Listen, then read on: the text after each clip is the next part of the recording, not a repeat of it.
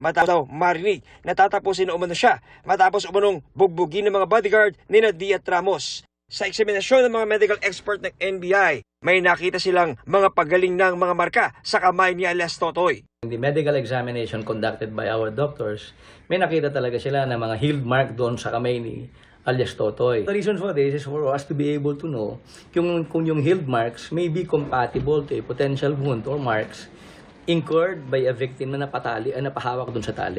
Ang pagtalo ni Totoy, binanggit din ni Di sa inihain niyang blotter sa barangay. Base sa blotter, nangyari raw yan nung nasa Iloilo siya. Nakauwi lang daw si Michelle nung alas 3 sa madaling araw ng January 18. Kinompronta raw niya si alias Totoy tungkol sa umano'y pagnanakaw. At nang sabihin na ipapapulis niya ito, hindi raw ito nagustuhan ni alias Totoy at hinablot daw ng malakas ang kanyang braso, dahilan para masaktan at magkapasa siya. Bukod sa pasa, nagkaroon daw siya ng mga kalmot at bakat ng kuko sa kanyang kanang braso. Sa blotter, sinabi rin ni Di na dahil sa nangyari, nangamba siya para sa kanyang buhay at reputasyon. Hindi raw siya sigurado sa kung anong kayang gawin ni alias Totoy, lalo't nagkaroon ito ng access sa kanyang bahay. Naniniwala raw siyang banta sa kanyang buhay at pamilya si alias Totoy. Ang tumanggap ng blotter noon, kinwento na emosyonal daw si Di nang magtungo sa kanilang tanggapan. Ang pinakang purpose po niya nung pagpunta dito is magpapablatter nga po siya. Meron po siyang pinapakita as a proof, pero in-advise ko po siya na magpa-medical po siya. Pero giit ni alias Totoy, hindi totoong sinaktan niya si Di. Hindi po yan totoo sinasabi niya. Yung umuwi po siya na galing Iloilo, 18 ng umaga. Ginising niya ako, tinadyakan niya sa ulo. Sabi sa akin, bangon ka, maglalaro tayo. Tapos yun, sabi niya, maghubad ka. Naghubad sa akin yung bodyguard niya kasi hindi ako makahubad kasi sobrang sakit ng katawan ko sa bugbog nila. Tinanong niya sa akin kung anong gamit kong kamay pagsulat. Sabi niya sa akin, sabi ko kanya, kaliwa. Hinawakan niya yung kamay ko. Pinasok niya sa tiyan niya, kabilaan. Tapos, inangat niya ang kamay ko. Hinawakan, ilagay niya sa liig niya ganyan. Didikit niya. Tapos sabi niya, gusto mo laro. Sabi ko, wag po ma'am. Tapos hidiin niya. Hindi ko naman yan masaktan siya kasi bantay sarado ko sa mga bodyguard niya eh.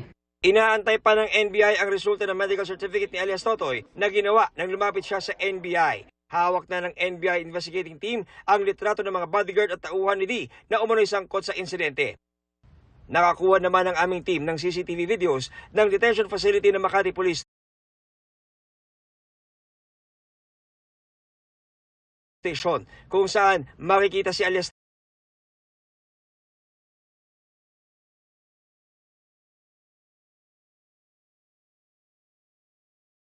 Totoy nang dinala siya roon nung gabi ng January na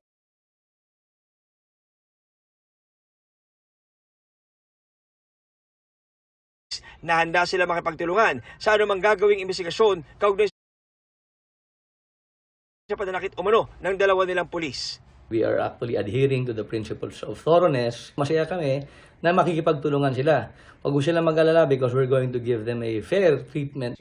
Para sa GMA Integrated News, John Consulta, nakatutok 24 oras.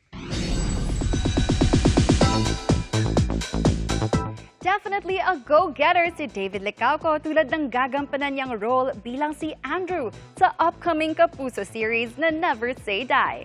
At kung failure ang pag-uusapan lalo na sa proseso ng pagkamit ng goals, hindi raw natatakot si David. Makichika kay Nelson Canlas.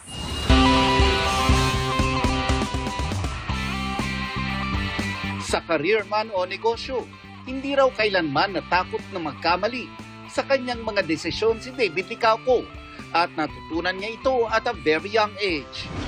Growing up, marami rin akong failures.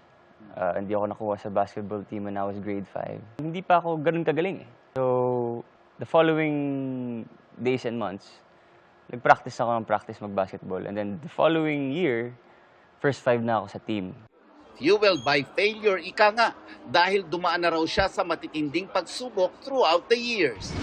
I try my best to be the best at everything, you know. So hindi ka takot sa failures? No, not really, because for me, it excites me. Kasi if you fail, matututo ka eh.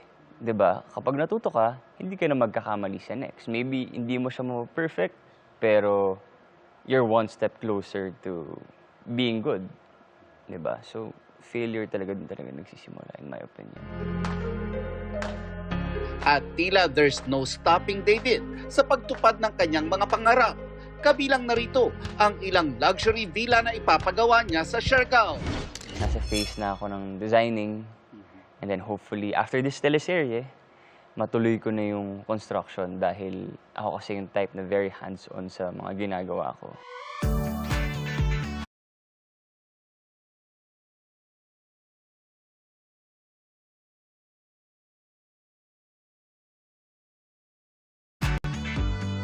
And from being a popular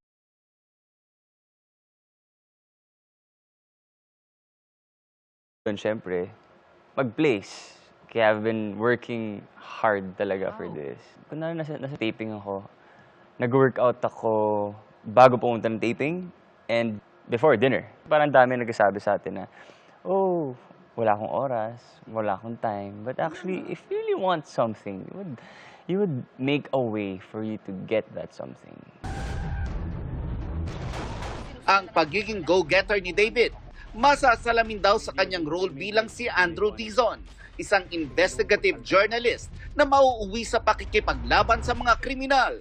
Kung excited si David sa role, mas lalo itong napatingkad sa nabuong closeness nila ng kanyang co-star sa serye na sina Jillian Ward, Kim Jisoo at Rahil Birya. How is it working with Jillian Ward? To my surprise, sobrang bait ni Jillian talaga, sa totoo lang. And she is genuine. And maybe not a lot of people know this, but she is really smart. Like, she knows a lot of things. She is self-aware. Like,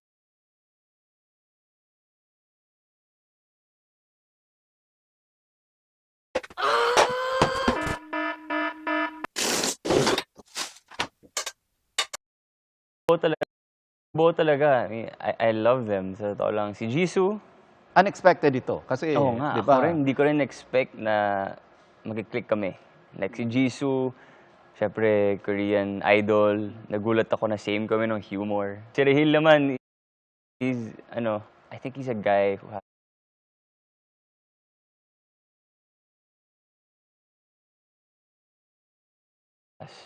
dreams.